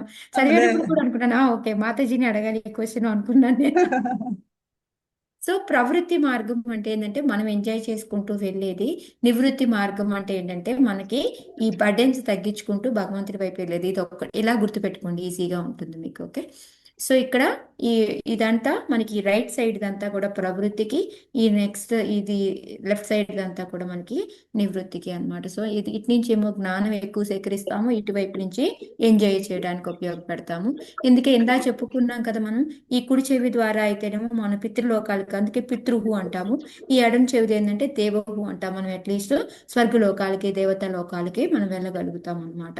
సో ఈ రెండే ఎందుకు ముఖ్యము అంటే మనందరికీ తెలుసు, అన్నిటికన్నా ముఖ్యమైనది ఏంటిది? శ్రవణం. సో ఆ శ్రవణం ద్వారానే మనం ఏదైనా వినడం కానీ, లేకపోతే భగవద్గీత నేర్చుకోవడం కానీ, ఏదైనా కూడా మనకి ఫస్ట్ మనకి నవ్విత భక్తిలో కూడా శ్రవణం ఇంపార్టెంట్ కాబట్టి, అందుకని మనకి అది కాకుండా నేను మీకు చాలాసార్లు చెప్పాను, అన్నిటికన్నా ఫస్ట్ పని చేయడం మొదలు పెట్టేది, లాస్ట్ మనల్ని వదిలేసి వెళ్ళేది కూడా మనకి వినికిడి ఒకటే, చెవులేనంట. అందుకే చూడండి, మనం చనిపోయిన తర్వాత కూడా మన చెవుల్లో నారాయణ మంత్రం చెప్తారు. ఎందుకంటారు? అది ఇంకా పనిచేస్తూ ఉంటుంది, అది ఇంకా వింటుంది అనేసి చెప్తారనమాట. సో అందుకని మనకి అన్నిటికన్నా కూడా మనం ఎంత నిద్రపోతూ ఉన్న చిన్న సౌండ్ వస్తే లేస్తామా లేదా మనం? అంటే మన నిద్రలో కూడా మిగతావన్నీ అలసిపోతాయేమో కానీ చెవులు మాత్రం అటెంటివ్గా ఉంటాయి. అందుకనే శ్రవణం అనేది చాలా ఇంపార్టెంట్ అని. ఆసురి మేట్ర మాగ్దర్వ్య వ్యయాయ, ఓకే, వ్యయాయ గ్రామీణాం రతిః ఉపస్థో దుర్మద ప్రోక్తో నిరుదిర్గుద ఉచ్యతే. హరే కృష్ణ మాతాజీ. చదవండి మాతాజీ కృష్ణ. ఆసురీ మేఢ్రమర్వాక్ ద్వారా అని చదవండి మాతాజీ. ఆసురీ మేఢ్రమర్వాగ్ద్వా మర్వాగ్ద్వార్ యా వ్యవాయో వ్యవాయో గ్రామీణాం రతిః ఉపస్థో దుర్మదః ప్రోక్తో నిర్వృతిర్గుద ఉచ్యతే. అధోభాగమున గల ఆసురీయను ద్వారము మేఢ్రము ద్వారా చేరబడు గ్రామకమును నగరము మైదునమునకై ఉద్దేశింపబడినది. మూర్ఖులకు సామాన్య జనులు అదియే మిగుల ప్రియమైనది. ఉపస్థేంద్రియము దుర్మద అని పిలువగా ఉదము నిర్వృతి అని పిలువబడును. ఓకే. సో మనకి అందరికీ తెలిసిందే, మనకి దుర్మద అంటే ఏంటి అంటే మనకి ఇది ఏమంటారు, జనేంద్రియం అనమాట. సో ఆ జనేంద్రియం ద్వారా అందరూ ఏంటి, ఇదే చాలా ఇంపార్టెంట్ అనుకుంటారు చాలా మంది. ఇందులో ప్రభుపాదుల వారు కూడా రాశారనమాట. మనకి కొంతమంది అంట అలా మనం సెక్స్ ఎంజాయ్ చేస్తూనే మనము భగవంతుడి దగ్గరికి వెళ్ళొచ్చు అని అనుకుంటారు. ఎంత మూడులో చూడండి అసలు. సో ఆ విధంగా ఏంటంటే మనం ఎప్పుడు కూడా బృందావనము ఇలా మన తీర్థయాత్రలకు వెళ్ళినప్పుడు అక్కడ మనం సెక్స్ చేసుకోవచ్చు అనేది చాలా తప్పు మాతాజీ. మనకి ముందు మనం తీసుకోవాల్సింది అసలు ఆ శారీరక సుఖానికి సంబంధించింది ఏది కూడా మనము అక్కడికి వెళ్ళినప్పుడు చేయకూడదు. ఎంతసేపు మనము టెంపుల్స్కి, మనం దేవాలయాలకి వెళ్ళడము, ఆ తీర్థయాత్ర దగ్గర ఉండి ఆ కథలు వినడం, ఆ లీలలు వినడము, దీంట్లోనే ఉండాలి తప్ప. అందుకే మనం చాలాసార్లు మన విదురుడి ఎగ్జాంపుల్స్ ద్వారా ఆయన ఎలా అయితే మొత్తం అంతా కూడా తిరిగి అన్ని తీర్థయాత్రలు చేసినప్పుడు అసలు ఎలాంటి కంఫర్ట్స్ లేకుండా వేషం కూడా మార్చుకుని అందరూ గుర్తుపెట్టి డిస్టర్బెన్స్ చేస్తూ ఉంటారని మనం చాలా చదువుకున్నాం. మీ అందరికీ గుర్తొచ్చిందో లేదో కానీ. సో ఈ విధంగా ఏంటి అంటే ఇక్కడ కూడా మనకి ప్రపాదుల వారు ఎక్స్ప్లెయిన్ చేస్తున్నారనమాట. చాలా మంది దీని వెనకాలే పాకులాడుతూ ఇది అసలైన సుఖము అని అనుకుంటూ ఉంటారు. అలా అని వెళ్ళి ఆ బృందావనము వాటిల్లో తప్పులు చేస్తూ ఉంటారు. అలాంటిది అస్సలు చేయకూడదు అనేసి మనకి ప్రపాదుల వారు ఇక్కడ ఎక్స్ప్లెయిన్ చేస్తూ ఉన్నారనమాట. ఓకే. ఈ నివృత్తి కూడా అనేది ఏంటంటే మనం డైజెస్ట్ చేసిన దాన్ని వదిలేయడానికి అని చెప్పి చెప్తూ ఉన్నారనమాట. సో ఇదంతా అవే మాతాజీ. సో ఎప్పుడైతే మనం ఈ విధంగా అక్కడికి వెళ్ళి కూడా ఈ మైథున క్రియలో ఇలాగ ఉన్నాము అంటే మనం అందరమే ఏంటంటే నెక్స్ట్ జన్మలో ఇట్లా కుక్కలు, పందులు వీటిలాగా జన్మ తీసుకుంటాం. కాకపోతే ప్రపాదుల వారు ఏం చెప్తున్నారంటే బృందావనం లాంటి ప్లేస్లో ఒక కుక్క, పంది, కోతిగా జన్మించినప్పటికీ కూడా వాళ్ళు కూడా పవిత్రులయ్యే వాళ్ళకి అది పవిత్రులైపోయి ఆధ్యాత్మిక స్థాయికి ఉద్ధరింపబడతారు అని. ఎలా ఎందుకంటారు అలా కుక్కలు, పందులు, కోతులుగా ఉన్నా కూడా ఎందుకు అవుతుందంటారు? వాళ్ళు ఆధ్యాత్మిక స్థాయికి ఎలా వెళ్తారు? అంత పవిత్రమైన స్థలం కదా మాతాజీ, స్థలం కాబట్టి. అంతేనా? ఓన్లీ పవిత్రమైన స్థలం అక్కడ ఉంటేనే అందువల్లనే అయిపోతుందా? అంటే అక్కడ భక్తులు ఉంటారు కదా మాతాజీ, వాళ్ళు చెప్పే విషయాలు వింటూ ఉంటారు. చెప్పండి ఎవరు? తిరుపతి మాతాజీ మీరా, ఇందిరా మాతాజీ ఎవరో చెప్తున్నారు? మాతాజీ భగవంతుడు అక్కడే నివసించినాడు కాబట్టి మాతాజీ. భగవంతుడు నివసించున్నాడు అంటే టెంపుల్కి వెళ్ళి మనం ఏం తప్పులు చేసినా మనకి ఆధ్యాత్మికం వస్తుందా మాతాజీ? రాదు కదా. లేదు, తప్పులు చేస్తే రాదు మాతాజీ. మరి వీళ్ళకి ఎలా వస్తుంది అనుకుంటున్నారు? మీరు చెప్పండి. ఒకటే కాదు మాతాజీ, ఒకటి అసోసియేషన్, భక్తుల యొక్క అసోసియేషన్ దొరుకుతూ ఉంటుంది, ప్రసాదం దొరుకుతూ ఉంటుంది, శ్రవణము. ఇప్పుడు మనం ఏం చేస్తాం, భక్తులందరూ అక్కడ కూర్చొని ఉన్నారు, దేని గురించి మాట్లాడుకుంటారు? వైష్ణవ భక్తులు కదా మాతాజీ, వైష్ణవుల దర్శనం బాగా చేసుకుంటూ ఉంటాయి అవి. అదే వైష్ణవుల దర్శనము, వాళ్ళ సాంగత్యము, ప్రసాదము ప్లస్ వినడం మాతాజీ. ఇప్పుడు మనం అక్కడ భక్తులు కూర్చొని, ఇప్పుడు మనము ట్రిప్కి వెళ్ళామనుకోండి, మన మధ్యలో ఒక చోట కూర్చోబెట్టి వాళ్ళు మొత్తం అంతా మనకి లీలలు చెప్తూ ఉంటారు. సో ఇప్పుడు వాళ్ళకి వినే అవకాశం వస్తుంది కదా. అవును మాతాజీ. అవును ఒకసారి మాతాజీ. అవును ప్రభుపాద గారు లీలామృతంలో కూడా అక్కడ ఎలుకలు ఆ తిరుగుతున్నా ఆయన వాటికి కూడా చెప్తూ ఉండేవాట ఉత్తములకు చెప్తూ వస్తుంది. ఉండేవారు. ఎందుకంటే వాటికి భగవంతుడి యొక్క లీలలు వినే అవకాశం కలుగుతుంది అని. అలాగే మనం ఎన్నో స్టోరీస్‌లో చూస్తాము. చెట్ల మీద ఉన్నవాళ్ళు ఒకేసారి దెయ్యాలు కాస్త నార్మల్ మనుషులు అయిపోయేస్తారు. వాళ్ళందరూ ఎందుకంటే భగవంతుడి యొక్క లీలలు వినడం మూలంగా దామోదర మంత్ యొక్క మహత్యం వినడం మూలంగా ఇలా జరిగింది అనేసి మనం ఇవన్నీ వింటాం కదా! అందుకని ఎస్పెషల్‌గా మామూలు వాటికి కాకుండా బృందావనం లాంటి ప్లేసుల్లో అంటే మరి తెలియాలి కదా మనకి. ఎందుకు అంటే వైష్ణవుల సాంగత్యం దొరుకుతుంది, ప్రసాదం దొరుకుతుంది. ఏంటంటే మనం తినే ప్రసాదాన్ని విసిరేస్తూ ఉంటాం. అవి అవే తింటా ఉంటాయి. మళ్ళీ చెప్పే కథలు వింటూ ఉంటాయి. మరి ఇవే కదా 3 ఇంపార్టెంట్ ఇవి. ఆ 3 వాళ్ళకి దొరుకుతున్నాయి కదా! సో, అందువల్ల ఏంటంటే వాళ్ళకి ఆ స్థాయికి వెళ్తారు. ఆధ్యాత్మిక స్థాయికి అన్నమాట. వైశసం నరకం పాయుర్లుబ్ధకోందౌ తు మే శృణు హస్తపాదౌ పుమాంస్తాభ్యాం యుక్తో యాతి కరోతి చ. చదవండి మాతాజీ గారు.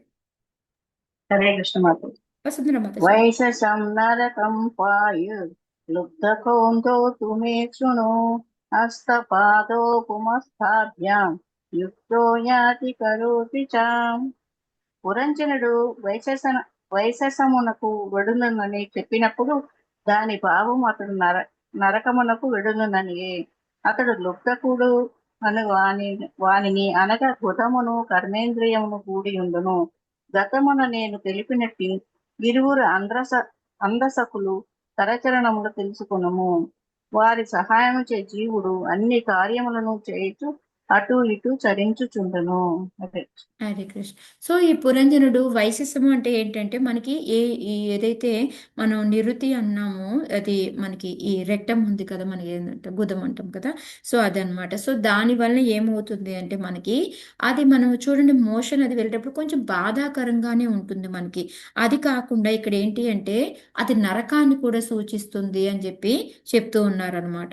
అంతేకాకుండా దానికి ఫ్రెండ్ ఎవరు అంటే లుబ్ధకుడు. లుబ్ధకుడు అంటే ఏంటంటే మనలో ఉన్న గ్రీడ్ అన్నమాట. ఇంకా ఇంకా ఇంకా ఇంకా ఇంకా ఇంకా ఎంజాయ్ చేయాలి అనుకొని మనం ఇంకా తృప్తి అనేది ఉండదు చూడండి దాన్ని అన్నమాట. సో ఇదే విధంగా మనకి ఈ మొత్తం అంతా కూడా చెప్పుకుంటూ వచ్చేసారనమాట. ఓకే.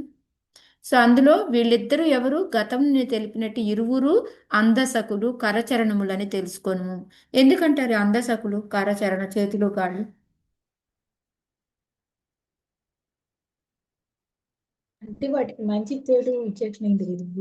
మనస్సు బుద్ధి ఏం ఎందుకంటే చెప్తే అది చేస్తుంది. అవి ఏమి చెబితే జ్ఞానేంద్రియాలు మనస్సు బుద్ధి ఇవి ఏమి చెబితే అటు పడిపోతా ఉంటాయి. ఇది మంచా చెడా అనేది ఆలోచించవన్నమాట. అందుకొని అందసకులు రెండు రెండే దొందే అనమాట.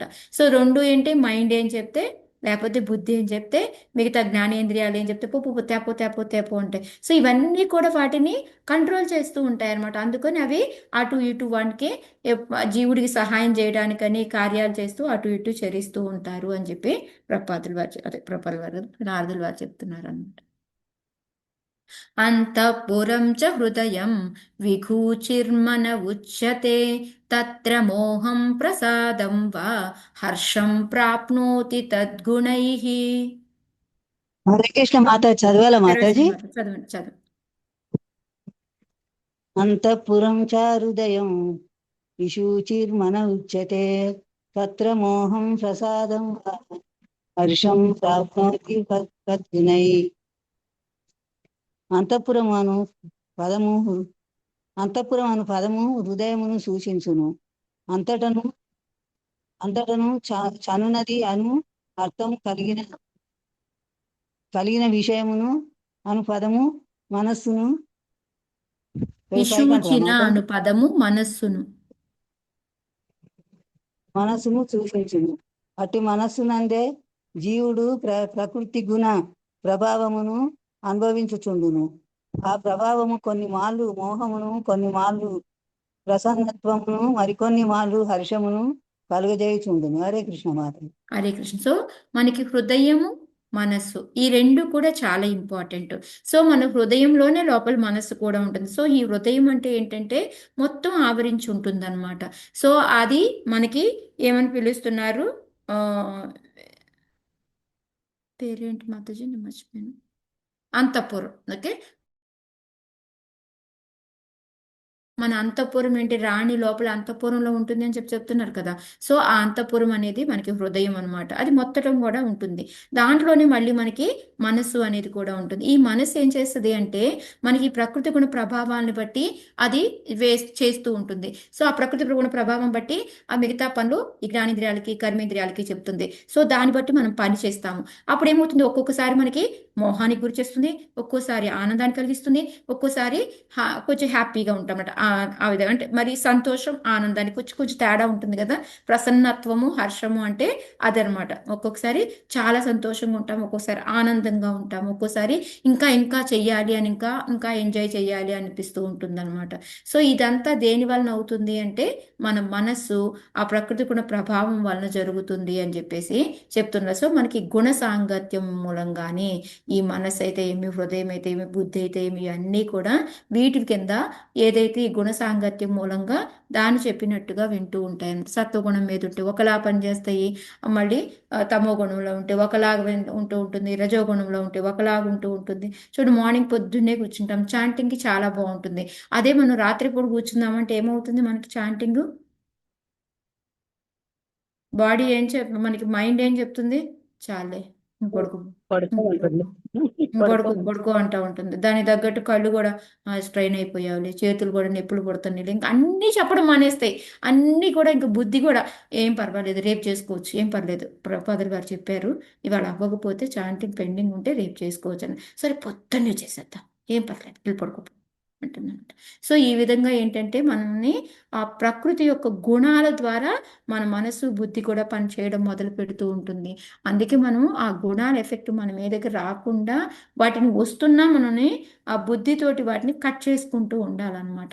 సో ఇక్కడ ప్రకృతి క్రియమాణ అని శ్లోక చెప్పేసి మెయిన్గా ఈ ప్రకృతి గుణాల చేత భగవంతుడు ఏమనుకుంటున్నాడో మనమే కర్తలమే అనుకొని మోహపడిపోతూ ఉంటాము, కానీ మనం కాదు అనేది ప్రభుపాదులు వారు చెప్తున్నారు.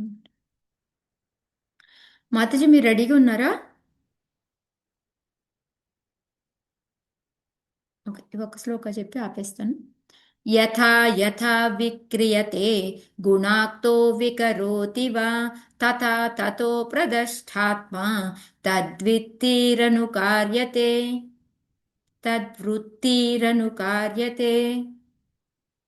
చదవండి మాతాజీ ఈరోజు క్లాస్లోక. హరే కృష్ణ.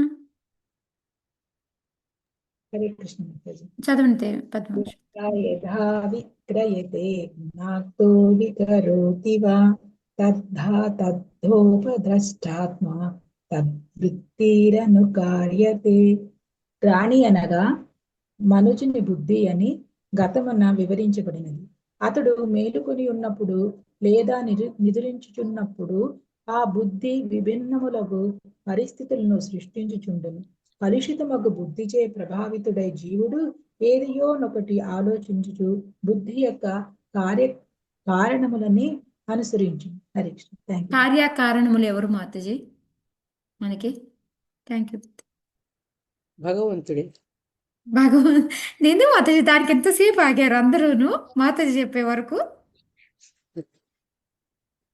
మనకి ఏదైనా కాదు మాతాజీ, మనకి కార్యకారణము అంటే మన అందరికీ కూడా ఎవరు కారణం ఎవరు అంటే భగవంతుడే కదా మాతాజీ. మనం రావడానికైనా మనం చేయడానికైనా దేనికైనా కూడా.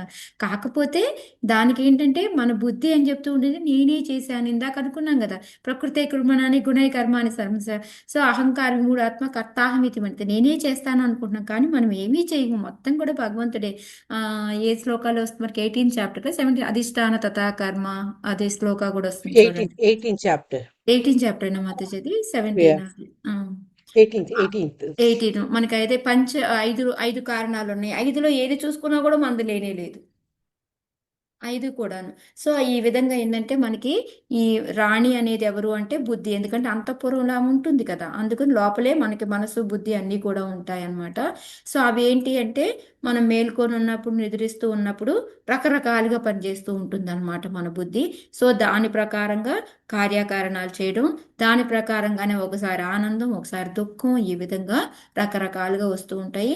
మీకు లాస్ట్ టైం మాతాజీ ఎక్స్ప్లెయిన్ చేసినప్పుడు కూడా చెప్పారు, స్వప్నావస్థలో ఉన్నప్పుడు, జాగృత అవస్థలో ఉన్నప్పుడు ఏ విధంగా బుద్ధి, అప్పుడేమో నిద్రపోతూ ఉంటుంది బుద్ధి కూడా, ఇంకొంచెం పడుకో అనేసి చెప్తూ ఉంటుంది. జాగృత అవస్థలో ఉన్నప్పుడు కొంచెం యాక్టివ్గా ఉంటుంది. సో ఈ విధంగా ఏంటంటే మనకి ఈ మనసు, బుద్ధి ఇవన్నీ కూడా దాని ప్రకారంగా పనిచేస్తూ ఉంటాయి అనేసి ఈ 17 శ్లోకాల వరకు కూడా సేమ్ మీకు 25వ చాప్టర్లో 43 నుంచి 55 శ్లోకాల వరకు ఏమైతే చెప్పున్నారో అదే ఆర్డరు.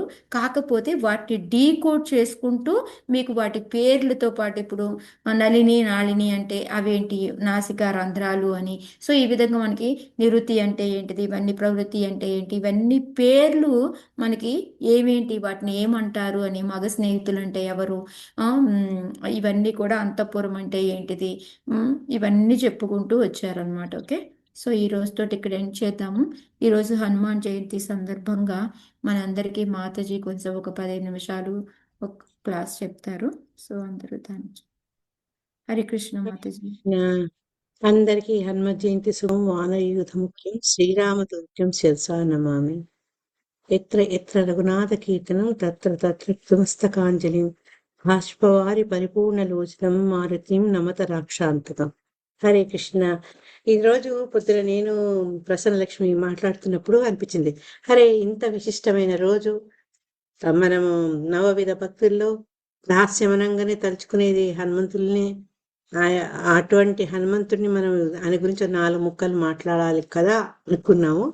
సో నాకు ఒక చిన్న వ్యాసం దొరికింది. లాస్ట్ టైం మనం మంచి పవర్ పాయింట్ షో చూసి చెప్పాను నేను. ఈసారి ఒక అనుకోకుండా మా రిలేటివ్ గ్రూప్స్లో ఎవరు శాస్త్రి గారు ఆయన రాసినటువంటి ఒక చిన్న ఆర్టికల్ దొరికింది. మీరు వినిండొచ్చు, చదివిండొచ్చు. అయినా అటువంటి గొప్ప వ్యక్తి గురించి మళ్ళా వినడం మన ప్యూరిఫికేషన్. ఆయన హనుమంతుడి గురించి, ఆయన శక్తుల గురించి తెలియని వాళ్ళు ఎవరూ లేరు. రామాయణం ఎంత పాపులరో మన భారతదేశంలో హిందూ సాంప్రదాయంలో హనుమంతుడు కూడా అంత పాపులర్ ఆయన. సో హనుమంతుడిని బలంకే కాదు, ఆయనను జ్ఞాననిధి హనుమాన్ కూడా అంటారనమాట. ఎందుకంటే బలము, ఒక కార్యాన్ని చేయాలి అన్న పట్టుదల ఒక్కటే సరిపోదు, దాన్ని ఎలా మనం చెయ్యాలి, దాని ఫలితాన్ని ఎలా సాధించాలి అనే నేర్పు కూడా ఉండాలన్నమాట. కాబట్టి ఒక కార్యాన్ని సాధించాలి అంటే కార్యసాధకుడికి కావాల్సింది నేర్పు, ఓర్పు, ఇవి కూడా సమానంగా ఉండాలి. ఒక్క శౌర్యం ఉంటే సరిపోదు అన్నమాట. వీటన్నిటికంటే ఇంకా ముఖ్యమైనది ఏంటంటే సహనం. అంటే వెంబడే ఒక తలపెట్టిన కార్యము నెరవేర్చకపోతే మనలో దాని పట్ల ఉండే కుతూహలము, చేయాలన్న ఆరాటం తగ్గిపోవచ్చు. కానీ ఒక కార్యసాధకుడికి సహనం కూడా అంత ఉంటుంది, ఓర్పు ఉంటుంది, పనిచేసే నేర్పు ఉంటుంది, ఆ ఫలితాల కోసం నెమ్మదిగా ఎదురు చూసే సహనం కూడా ఉంటుంది అన్నమాట. ఈ 3 కూడా మనకు హనుమంతుడిలో కనిపిస్తాయి అన్నమాట. అంతేకాక హనుమంతుడు మనం చూసే ఒక చక్కటి క్వాలిటీ ఏంటంటే సమయస్ఫూర్తి. సమయానికి తగినట్టుగా ఆయన వర్తనం ఉంటుందన్నమాట. ఇవన్నీ అతనిలో ఉన్న విషయాన్ని ఎవరు గమనించారంటే సాక్షాత్ శ్రీరామచంద్రులే గమనించారనమాట. ఆయనకు మనం పోయినసారి కూడా చెప్పుకున్నాం, ఆయన శాస్త్ర కోవిదుడు, చక్కగా అనర్గళంగా మాట్లాడగలడు. అంటే ఏ పదాలు ఎలా ఉపయోగించాలనేది ఆయనకు తెలుసు అనమాట, ఎక్స్పర్ట్ ఇన్ టాకింగ్. అందుకని హనుమంతుడు అనే పదానికి అర్థం ఏంటంటే వాక్య కోవిదుడు, జ్ఞాని అనే అర్థాలు. మన సంస్కృతంలో మనకు అనేక అర్థాలు, విశేషార్థాలు కూడా ఉంటాయి కదా. దీంట్లో హనుమంతుడు ఒక జ్ఞాననిధి. శ్రీ హనుమాన్ జ్ఞాన గుణ సాగర్. కపి పడేదంటే థ్యాంక్ యూ. సో ఆయన ఒక జ్ఞాననిధి, మామూలు సాధారణ వ్యక్తిత్వం కాదు. ఆయన చాలా విశిష్టమైన వ్యక్తిత్వం. వివేకం ఉంది, ప్రతిభ ఉంది, సమయస్ఫూర్తి ఉంది, సహనం, సంయమనం, కంట్రోల్ పవర్, ఇవన్నీ కూడా ఆయనలో కంప్లీట్గా పరిపూర్ణంగా. అందరూ కొంచెం ఇంతో సమయానుకూలంగా మారుతుంటాయి, కానీ ఆయన అన్ని పరిపూర్ణంగా ఉన్నాయన్నమాట. కాబట్టి ఆ జ్ఞానాన్ని కలిగిన తన జ్ఞానాన్ని ఎప్పుడు ఎలా ఉపయోగించాలి సరైన సమయానికి ఏ రకంగా దాన్ని వాడుకోవాలి అనేది ఆయనకి తెలుసు అనమాట. ఆ బుద్ధిమతాం వరిష్టం అని ఎందుకంటామంటే అందుకే అనమాట. ఎక్కడ తన పరాక్రమం చూపించాలి, ఎక్కడ వెనుకకు అడుగు వేయాలి అనే సంగతి హనుమంతుకు బాగా తెలుసు అనమాట. ఆయన మాట కూడా చాలా స్పష్టంగా, అంటే మనసులో ఒకటి పెట్టుకొని పైకి ఒకటి మాట్లాడడం లేదు, చాలా స్పష్టంగా చెప్తారనమాట. అంతేగాక ఆయన మాట్లాడుతుంటే వీణుల విందుగా ఇంకా ఇంకా వినాలి అని అనిపించేదట. అదేంటంటే మరీ అతిగా కానీ క్లుప్తంగా కానీ మనం చూస్తుంటాం కదా మన వాళ్ళలో కొందరు ఎక్కువ మాట్లాడతారు, కొందరేమో మాట్లాడితే ముత్యాలు రాలిపోతాయి అన్నట్టుంటాయి. అలా కాకుండా ఆయన ఏంటంటే మరి ఓవర్గా చేయకుండా మరీ తక్కువ చేయకుండా చక్కగా విషయాన్ని వివరించి అర్థమయ్యేటట్టు చేయడం హనుమంతుడిలో ఉన్న ఒక ప్రత్యేకత అనమాట. ఇన్ని ఉన్నప్పటికీ ఆయనే వినయశీలుడు. ఎప్పుడు కూడా తనలో అహం అనేది మనకు కనపడదనమాట. అందుకని ఆయన విజయానికి ఎవరు అడ్రస్ అంటే హనుమంతుల వారి ఎంత కార్యసాధన. అటువంటి అసాధ్యమైన పనిని చేసి ఎక్కడుండో సీతమ్మ తెలియదు, ఎటు వెళ్ళాలో తెలియదు, ఆయన కార్యాచరణలో ఆయనే విజయం సాధించారనమాట. కాబట్టి విజయానికి ఎవరు అయ్యా అడ్రస్ చిరునామా అంటే హనుమంతుల వారు అని చెప్తారనమాట పెద్దలు. ఆయన ఏంటి ఎప్పుడైతే అడవుల్లో రామలక్ష్మణులు ఇద్దరు కాషాయ వస్త్రాలు వేసుకొని తిరుగుతున్నారో ముందు ఏమనుకున్నారంటే వీళ్ళు శత్రువులు అనుకున్నాడు అనమాట. ఎవరు అనుకున్నారు? సుగ్రీవుడు. ఆయనకు భయం, ఇవాళ యొక్క ఫ్రెండ్స్ ఎవరన్నా ఇంటూ తనకేమైనా హాని కలిగించేందుకు వచ్చారేమో అని ఆ అనుమానంతో హనుమంతుడిని పంపిస్తాడనమాట. ఎందుకంటే హనుమంతుడిలోని ఈ విజ్ఞత కారణంగా ఎవరు శత్రువు ఎవరు మిత్రువు అని ఆయన తేల్చగల శక్తి ఆయనకు ఉంది. కాబట్టి ఆయన వెళ్ళి రామలక్ష్మణుని ఆహ్వానించి తీసుకొని వచ్చి సుగ్రీవునితోటి స్నేహాన్ని కల్పిస్తారనమాట. ఆయన ఏదైనా మాట్లాడితే ఎంత అవసరమో అంతే మాట్లాడతారు, అనవసరంగా అసందర్భంగా మాట్లాడనమాట. అందుకని శ్రీరామచంద్రుడు వారు ఏం చేశారంటే తన దూతగా హనుమంతుడిని నిర్ణయించుకున్నారు. పోయి ఎక్కువ మాట్లాడినా ప్రాబ్లమే, తక్కువ మాట్లాడినా ప్రాబ్లమ్స్. ఎందుకంటే విషయాన్ని అని అందించలేడు ఒక దూతగా వెళ్ళినప్పుడు. అందుకని కరెక్ట్గా హనుమంతుల వారిని ఆయనకుండి లక్షణాల కారణంగా దూతగా ఎంచుకున్నారనమాట. ఆయన ఏంటంటే ఈ యొక్క దూత కావాల్సిన క్యారెక్టర్స్ ఏంటంటే ధర్మము, నీతి, కార్యసిద్ధి, తర్వాత రాయల్ గుండె ఉండాలి, పెద్ద గుండె, రాజహృదయం ఉండాలి. ఈ తర్వాత ఇవన్నీ దృష్టిలో పెట్టుకొని తెలివిగా వ్యవహరించే మేధావి లాంటి వ్యక్తి వాడు ఒక దూత అయ్యే క్వాలిఫికేషన్స్ ఉంటాయి అన్నమాట. ఆయన ఇదే రకంగా దూతగా వెళ్ళారు. అశోకవనంలో సీతమ్మ అంతమంది రాక్షసులు ముందు ఆయన ఏం చేశారు, సీతమ్మని ఎత్తికే ప్రయత్నంలో పుష్పక విమానంలో వెళ్ళి చూడకూడని ప్రదేశాలను చూడకూడని వ్యక్తుల్ని అందరినీ బాధపడుతూ ఇటువంటి చోటు ఉంటుందా, రాముల వారి పత్ని సీతమ్మ మహాపతివ్రత అని చెప్పి ఎత్తుకుంటూ అక్కడ అశోకవనంలో ఆమె జాడను పట్టుకుంటారనమాట. పట్టుకొని ఆమె బాధపడుతుంటే ఆయన రాముల వారి యొక్క ప్రేమను ఆమెకు విన్నవించి చక్కగా వీణుల విందుగా ఆమెను ఓదారుస్తారనమాట. ఆమె ఏంటంటే ఇంత ధైర్యాన్ని కోల్పోతుంది, రావణాసుని యొక్క ఒత్తిడి భరించడం కష్టం అవుతుంది, రాక్షస స్త్రీల యొక్క బెదిరింపులు తట్టుకోవడం సున్నితమైంది ఆమె. అటువంటి ఆమెకు ఈయన చాలా ధైర్యవచనాలు ఇస్తారనమాట. సుందరకాండలు ఎంతో చక్కగా వర్ణిస్తాడు. ముందు ఆయన్ని చూసి కూడా భయపడుతుంది, బహుశా రావణాసుడి యొక్క అనుచరుడేమో అని. కానీ ఎప్పుడైతే రాముల వారి లక్ష్మణుల యొక్క రూపురేఖలు, వాళ్ళ కీర్తి, వాళ్ళ యశస్సు అన్నీ అని మధురంగా గానం చేస్తాడో అప్పుడు ఆవిడ నమ్ముతుందన్నమాట. చెప్పేసి ఆవిడ ఏంటంటే ఈ రకంగా ఆమెకు ధైర్యం ఇచ్చుడే కాక ఆయన ఏం చేశారు, రావణుని కూడా వెళ్ళారు. ఇది ఆయన ఎజెండాలో లేదు, కానీ రావణుని కూడా వెళ్ళారు. ఎందుకు వెళ్ళాడు అంటే ఎక్స్ట్రా వర్క్ అనమాట. ఒక శత్రువు దగ్గర పోయినప్పుడు ఆ శత్రువు యొక్క బలాన్ని, అతని ప్లస్ పాయింట్స్ మైనస్ పాయింట్స్ తెలుసుకోవాలి. దూత కదా, చాలా ఎక్స్పర్ట్ గా ఆయన రావణుని దగ్గరికి వెళ్ళి రాముడు ఎంత వీరుడో కూడా చెప్తారనమాట. చెప్పేసి ఆయనకు ఉండే ఆ అహాన్ని దెబ్బ కొడతాడు, అధైర్యపరుస్తాడనమాట. నువ్వు రాముడిని గెలవలేవు అని చెప్తాడనమాట. ఇంకోటి ఏంటంటే పాలకుడు ఎప్పుడైతే అధర్ముడైతే ఆయన రాజ్యంలో అరాచకం ఉంటుంది. అది మనం చూస్తూనే ఉన్నాం. ఎప్పుడైతే పాలకుడిలో ధర్మ నిష్ట లేదో ప్రజల్లో కూడా ఆ ధర్మ అనేది ఉండక అధర్మం అయిపోతుంది అనమాట.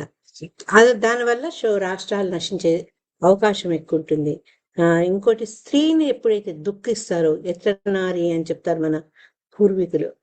అట్లా నారికి ఎక్కడ గౌరవం రాదో, ఎక్కడైతే స్త్రీని శోకింపజేస్తారో అవి జ్వాలలాగా మొత్తం దహనం చేస్తుంది. లంకకు సేటు సీతమ్మ వారి సీతని అపహరించుకోవడంతోనే ఆ లంకగా పరిస్థితి పట్టిందనమాట. అందుకని ఎంత గొప్పవాడైనా, ఎంత పరాక్రముడైనా, ఎన్ని రకాల వరాలు పొందినా పరస్త్రీని చేరబట్టిన వాడు అంటే ఆమె అభిష్టానికి వ్యతిరేకంగా అటువంటి వాడు నశించాల్సిందే అని చెప్తాడు. ధైర్యంగా చెప్తాడు. అంత సభలో అందరి ముందు రావణుడికి చెప్తాడు అనమాట. చెప్పి మళ్ళా లాస్ట్లీ అశోకవనం అంతా కాలినాక సడన్గా సీతమ్మ వారి బాగోగుల కోసం వెనక్కి వెళ్తాడు కదా, అప్పుడు చెప్తాడు, వానర సేనలో నాకంటే బలవంతులు ఉన్నారు, అందరిలో నేనే అల్పుడిని, అందుకని అట్లా నువ్వు భయపడక్కర్లేదు అంటే అక్కడ మనిషి యొక్క హ్యూమిలిటీ, ఆ వినయం తెలుసుకోవాలి. తనకంటే అందరూ పరాక్రమవంతులు అని. నిజంగా చూస్తే మరి హనుమంతుడి పరాక్రమం ముందు ఎవరు పనికిరారు. అన్ని యోజనాలు దాటి సముద్రాన్ని దాటి వచ్చారు ఆయన. అయినా కూడా సీతమ్మకు ధైర్యం చెప్తాడు. నాకంటే నేనే ధైర్యవంతుడు అనుకుంటున్నావేమో, నాకంటే గొప్పవాళ్ళు ఉన్నారు అని చెప్తాడనమాట. అందుకని అతనికి ఏంటంటే అణుకువ ఆయన శక్తి వల్ల కార్యసాధకుడు, ఏ కార్యాన్ని సాధించగలుగుతాడనమాట. ఒకసారి జాంబవంతుడు అంటాడట, హనుమంతుడు ఉంటే అందరూ బతుకున్నట్టే, అంటే ఆయన క్షేమంగా ఉంటే అందరూ కూడా క్షేమంగా ఉంటారు అని చెప్పారనమాట. ఆయనే లేకపోతే ఎవ్వరూ లేనట్టే అని స్వయంగా జాంబవంతుడు హనుమంతుని యొక్క గొప్పతనం గురించి చెప్తారనమాట. రామకార్యం ఇది సామాన్యమైనది కాదు. ఆ రామకార్యం ఏదైతే తనకు ఉపజెప్పబడిందో దాన్ని మొత్తం అంకిత భావంతో, పూర్తి డిటర్మినేషన్తో, పూర్తి సరెండర్ అయి ఆయన సాధించారనమాట. అందుకని హనుమంతుడికి ఒక ఇష్టమైన స్థానం.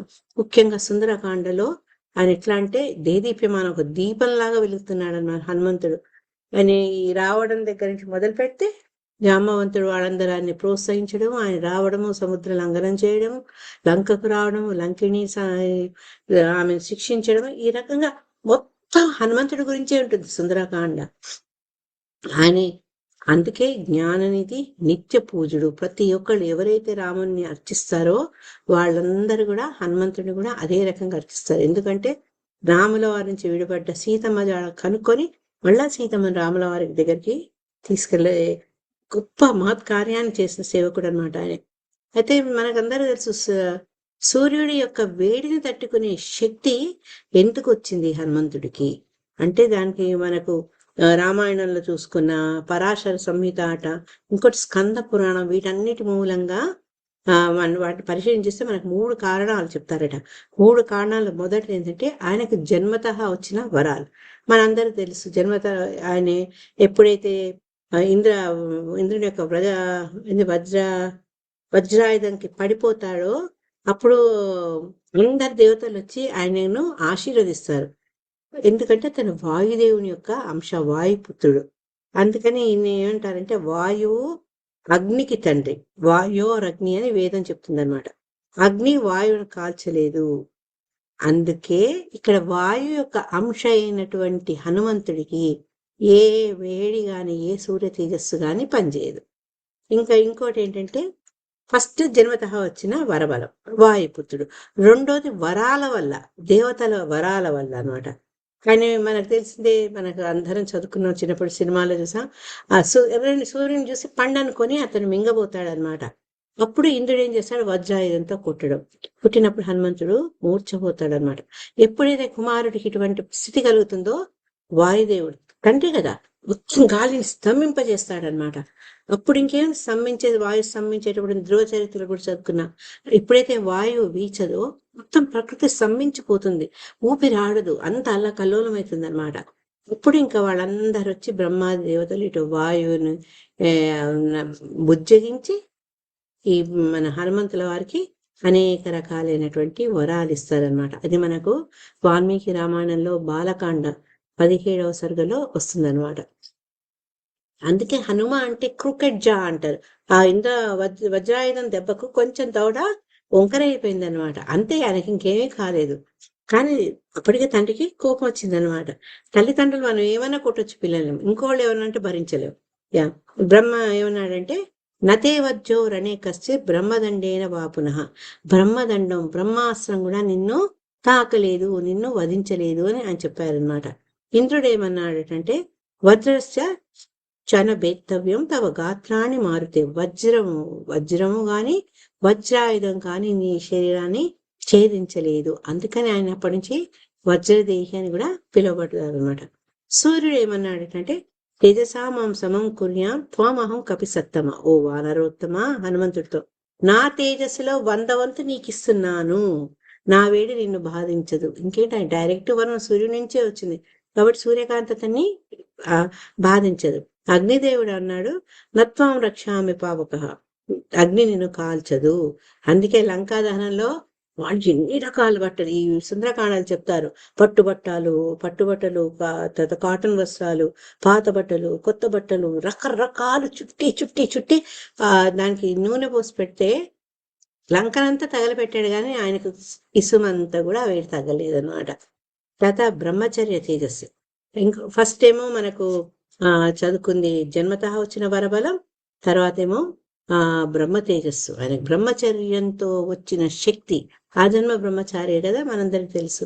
అది ప్రశ్నోపనిషత్తు కూడా చెప్తుంది, బ్రహ్మచర్యేణ తపసా దేవామృత్యం ఉపగ్రమత. అంటే ఈ బ్రహ్మచర్యాన్ని ఎవరైతే స్ట్రిక్ట్ గా పాటిస్తారో వాళ్ళు ఆ తపస్సు వల్ల, ఆ శక్తి వల్ల దేవతల్ని మృత్యువుని కూడా జయిస్తారు.